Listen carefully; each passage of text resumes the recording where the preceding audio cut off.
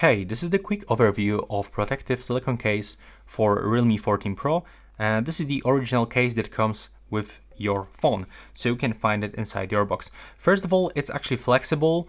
You will be able to easily put it on and take it off. So take a look how it looks.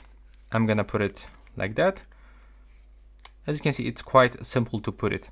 And now, when you take a look at the top, as you can see, we can find bumpers on all edges, at the bottom and at the top, which means that when you put your phone on the flat surface, you are not gonna scratch your screen because this one comes above your screen, which is actually really good.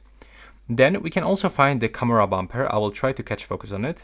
As you can see, it also comes above the camera.